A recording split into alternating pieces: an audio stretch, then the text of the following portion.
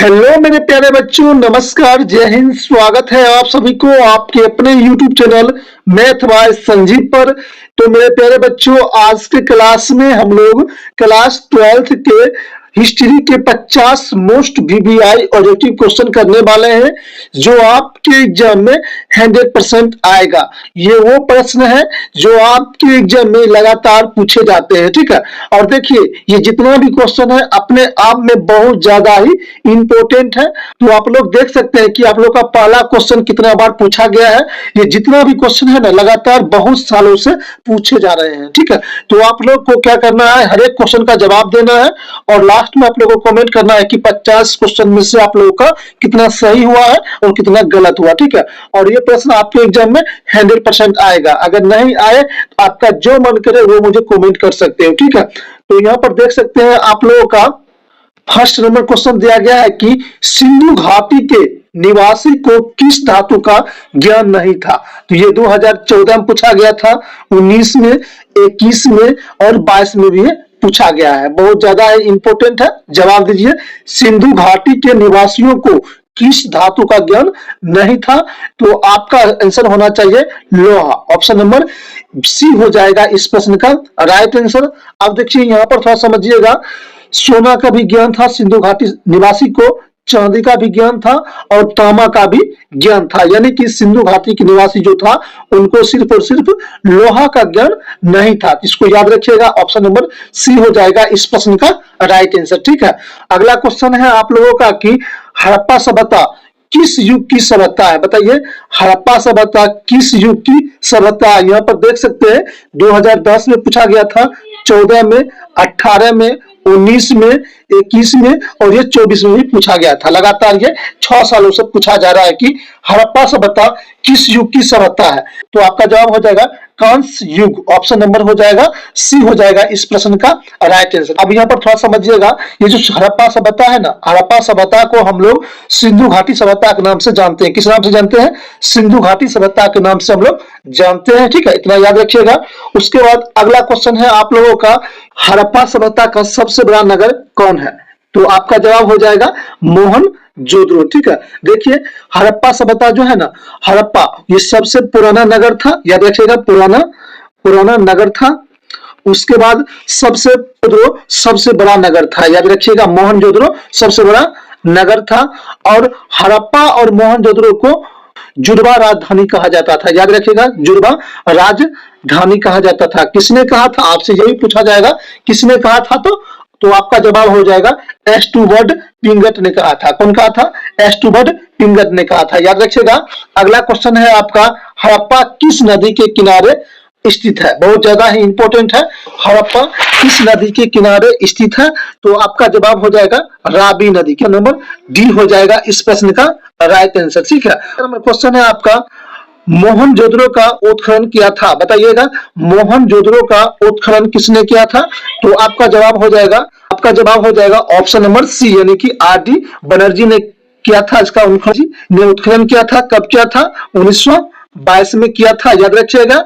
उसके बाद देखिए, और देखिए, मोहनजोदड़ो को मृतकों का टीला भी कहा जाता है। मोहनजोदड़ो को मृतकों का टीला भी कहा जाता है। याद रखिएगा, बहुत ज्यादा ही अपने आप में इंपॉर्टेंट है ये क्वेश्चन। बहुत बार ये क्वेश्चन पूछा जाता है कि मृतकों का टीला किसे कहा जाता है। तो मोहनजोदड़ो को कहा जाता है। याद रखिएगा। उसके बाद देखिए, दयाराम साहनी था, किसका खोज किया था? हड़प्पा सभ्यता का खोज किया था। याद रखिएगा, बहुत ज्यादा ही इंपॉर्टेंट है। तो कब किया था? तो 1921 में किया था। इसको भी याद रखते चलिएगा। अगला क्वेश्चन है आप लोग का, लोथल कहाँ स्थित है। लोथल कहाँ स्थित है। तो आपका जवाब हो जाएगा लोथल गुजरात में स्थित है। याद रखिएगा, कहाँ पर स्थित है। तो गुजरात में स्थित है, ठीक है। अगला क्वेश्चन है आप लोग का, कालीबंगा भारत के किस राज्य में अवस्थित है। क्या कहता है कि कालीबंगा भारत के किस राज्य में अवस्थित है। तो आपका जवाब हो जाएगा राजस्थान। याद रखिएगा। उसके बाद अगला नंबर क्वेश्चन है आप लोग का, सिंधु घाटी सभ्यता में विशाल स्नानागार के अवशेष कहां से प्राप्त हुए। बहुत ज्यादा ही इंपॉर्टेंट है। तो आपका जवाब हो जाएगा मेरे प्यारे बच्चों ऑप्शन नंबर बी, यानी कि मोहनजोदड़ो से प्राप्त हुआ था, स्नानगार प्राप्त हुआ था, ठीक है, याद रखिएगा। नर्तकी का मूर्ति भी प्राप्त हुआ था, याद रखिएगा। ऑप्शन नंबर बी हो जाएगा इस प्रश्न का राइट आंसर, ठीक है। उसके बाद अगला नंबर प्रश्न है आप लोग का, मोहनजोदड़ो की खोज 1922 में किसने की थी? बताइए, मोहनजोदड़ो की खोज 1922 में किसने की? तो आपका जवाब हो जाएगा राखाल दास बनर्जी। क्या हो जाएगा?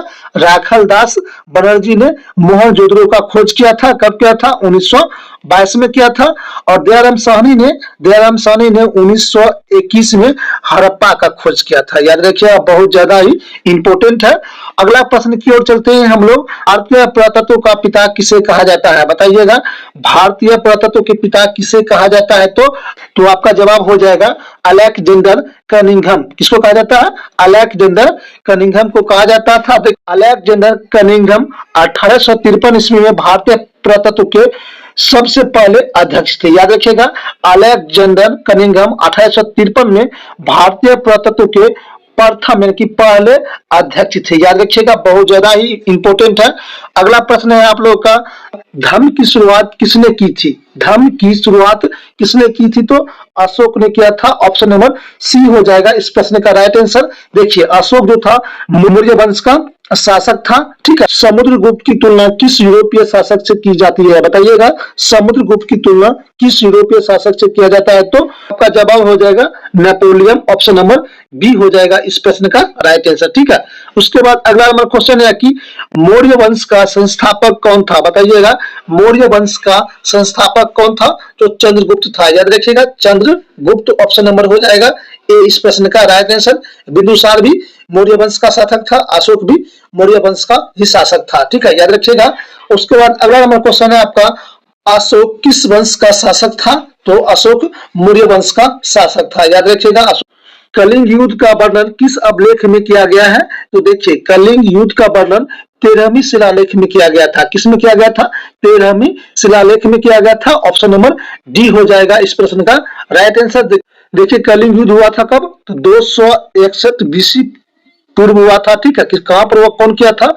कौन किया था? अशोक ने किया था, याद रखिएगा, बहुत ज्यादा ही इंपॉर्टेंट है, ठीक है। अगला क्वेश्चन है आप लोगों का, भारतीय इतिहास का कौन सा काल स्वर्ण काल कहा जाता है?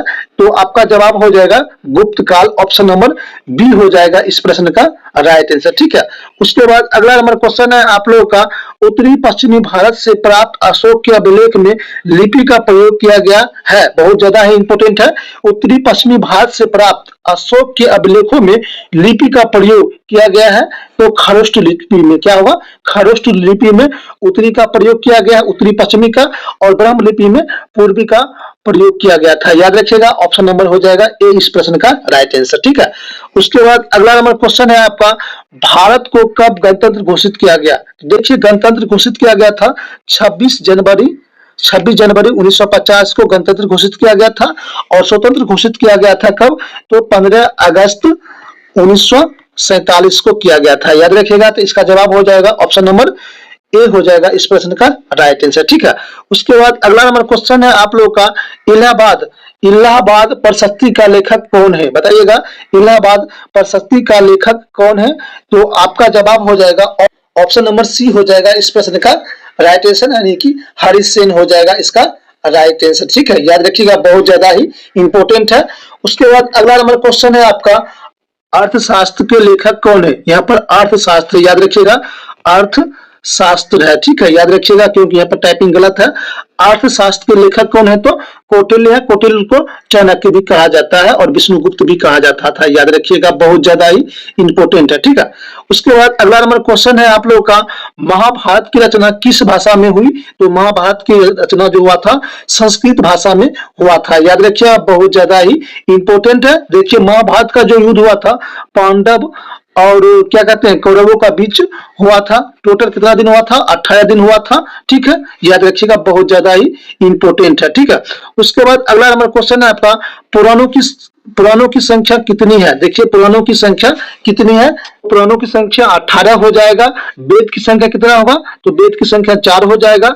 और उपनिषद की संख्या कितना हो जाएगा, तो उपनिषद की संख्या हो जाएगा 108। ठीक है, याद रखिएगा। तो हमसे पूछा है क्या पुराणों की संख्या, तो पुराणों की संख्या होता है 18। ऑप्शन नंबर बी हो जाएगा इस प्रश्न की राइट आंसर। ठीक है, उसके बाद अगला नंबर क्वेश्चन है, महाभारत किसने लिखा। क्या कह रहा है कि महाभारत किसने लिखा, वेद व्यास ने लिखा था। याद रखिएगा, महाभारत वेद व्यास ने लिखा था, महाभारत वेद व्यास ने लिखा था।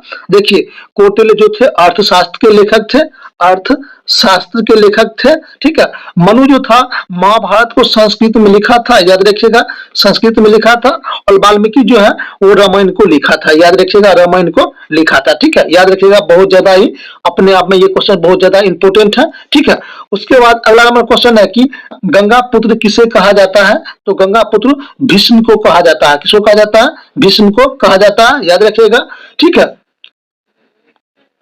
उसके बाद देखिए अर्जुन, अर्जुन जो है अर्जुन का पुत्र का क्या नाम था, अभिमन्यु। याद रखिएगा, अभिमन्यु नाम था। ठीक है, उसके बाद अगला नंबर क्वेश्चन है आपका, महाभारत का युद्ध कितने दिन तक चला। तो देखिए, महाभारत का जो युद्ध था वो टोटल 18 दिन चला था। किसके बीच चला था, कौरवों और पांडव के बीच चला था। किसके बीच चला था, कौरव और पांडव के बीच। याद रखिएगा, पांडव के बीच चला था। कितना दिन, 18 दिन चला था। याद रखिएगा, ऑप्शन नंबर डी हो जाएगा इसका राइट आंसर। ठीक है, उसके बाद देखिए अगला नंबर क्वेश्चन है, महावीर ने पार्श्वनाथ के सिद्धांत को नया सिद्धांत क्यों जोड़ा। बहुत ज्यादा इंपोर्टेंट है कि महावीर ने पार्श्वनाथ के सिद्धांत में नया सिद्धांत क्यों जोड़ा। तो आपका जवाब हो जाएगा ब्रह्मचर्य के लिए। क्या, ब्रह्मचर्य ऑप्शन नंबर हो जाएगा 20 का राइट आंसर। और महावीर जो थे 24वें तीर्थकार थे। ऑप्शन नंबर बी हो जाएगा इस प्रश्न का राइट आंसर। याद रखिएगा। अगला नंबर क्वेश्चन है आपका, श्वेतांबर एवं दिगंबर का संबंध किस धर्म से है। तो आपका जवाब हो जाएगा जैन धर्म। ऑप्शन नंबर बी हो जाएगा इस प्रश्न का राइट आंसर। ठीक है, चौथी बौद्ध परिषद किस शासन काल में हुई थी, बताइएगा। चौथी बौद्ध परिषद की किस शासन काल में हुआ था। तो आपका जवाब हो जाएगा ऑप्शन नंबर हो जाएगा कनिष्क। ऑप्शन नंबर हो जाएगा डी हो जाएगा इस प्रश्न का राइट आंसर। ठीक है, अगला नंबर क्वेश्चन है आप लोग का 29 नंबर प्रश्न है कि त्रिपिटक किस धर्म से संबंधित है। तो आपका जवाब हो जाएगा ऑप्शन नंबर बी, यानी कि बौद्ध धर्म से संबंधित था। याद रखिएगा, बहुत ज्यादा ही इंपोर्टेंट है। ठीक है, आप लोगों का लास्ट नंबर क्वेश्चन है, आइन ए अकबरी के लेखक कौन है। तो आइन ए अकबरी के लेखक हो जाएगा अबुल फजल। ठीक है, देखिए अबुल फजल जो था ना, अकबर के कहने पर उसने अकबरनामा को लिखा था। ठीक है, और 5 भागों में लिखा था। याद रखिएगा, बहुत ज्यादा ही इंपोर्टेंट है। ये प्रश्न बहुत बार पूछा जाता है कि आइन ए अकबरी के लेखक कौन है, तो अबुल फजल हो गए। ठीक है, कितने भागों में बांटा था, तो 5 भागों में बांटा था। इसको याद रखिएगा, बहुत ज्यादा ही इंपोर्टेंट है। ठीक है, तो इस प्रकार मैंने आपको टोटल 30 ऑब्जेक्टिव करवा दिया हूं, जो आपके एग्जाम में 100% आएगा। अगर नहीं आए ना, तो आपका जो मन करे वो मुझे कमेंट कर सकते हो। क्योंकि देखिए बाबू, ये जितना भी प्रश्न है अपने आप में बहुत ज्यादा ही इंपोर्टेंट है। ठीक है, और एक बात बता देना चाहता हूं मेरे प्यारे बच्चों, कि इस चैनल पर आप लोगों को फ्री में पढ़ाया जाता है और फ्री में आप लोगों को पीडीएफ भी दिया जाता है। ठीक है, तो अगर आप लोग का भी सपना है अपने माँ बाप का नाम रोशन करने का, तो जरूर चैनल को सब्सक्राइब कर लीजिएगा। क्योंकि देखिए, इस चैनल पर आप लोगों को फ्री में पढ़ाया जाता है और फ्री में आप लोगों को पीडीएफ भी दिया जाता है। ठीक है, तो बेस्ट कंटेंट दिया जाता है, तो आप लोग उसका लाभ उठाइए।